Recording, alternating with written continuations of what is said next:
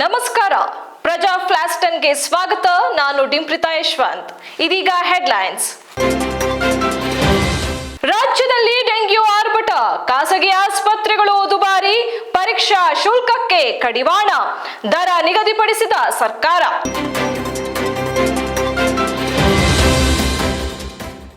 ಹುತಾತ್ಮ ಅಗ್ನಿವೀರ್ ಪರಿಹಾರ ವಿಚಾರವಾಗಿ ಸಂಸತ್ತಿನಲ್ಲಿ ರಾಜನಾಥ್ ಸುಳ್ಳು ಹೇಳಿಕೆ, ರಾಹುಲ್ ಆರೋಪ ನಿರಾಕರಿಸಿದ ಸೇನೆ.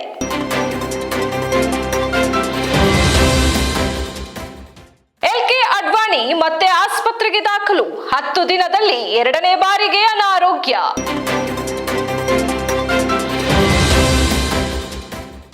ಗೃಹಲಕ್ಷ್ಮಿ ಹಣ ಸಂದಾಯ ಸ್ಥಗಿತ, ಮಾತು ತಪ್ಪಿದ ಗ್ಯಾರಂಟಿ ಸರ್ಕಾರದ ವಿರುದ್ಧ ಜನಾಕ್ರೋಶ.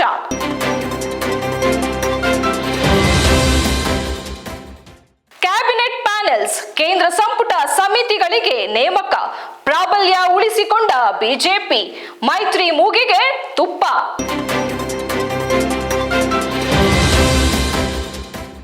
ಕೋಲಾರ, ಶೌಚಾಲಯದಲ್ಲೇ ಮಗುವಿಗೆ ಜನ್ಮವಿತ್ತ ಪ್ರಥಮ PU ವಿದ್ಯಾರ್ಥಿನಿ.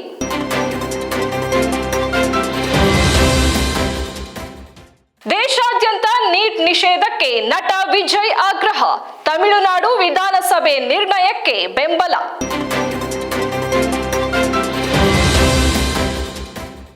ಮೂಡ ಅಕ್ರಮ ತನಿಖೆ ಆರಂಭ, IAS ಅಧಿಕಾರಿ ವೆಂಕಟಚಲಪತಿ ನೇತೃತ್ವದ ತಂಡದಿಂದ ಕಡತಗಳ ಪರಿಶೀಲನೆ.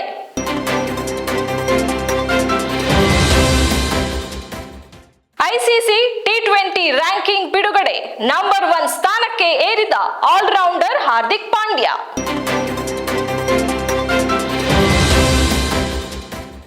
ರಾಜ್ಯಸಭೆಯ ಚೊಚ್ಚಲ ಭಾಷಣದಲ್ಲಿ ಸುಧಾಮೂರ್ತಿ ಸಾಮಾಜಿಕ ಕಳಕಳಿಗೆ ಪ್ರಧಾನಿ ಮೆಚ್ಚುಗೆ.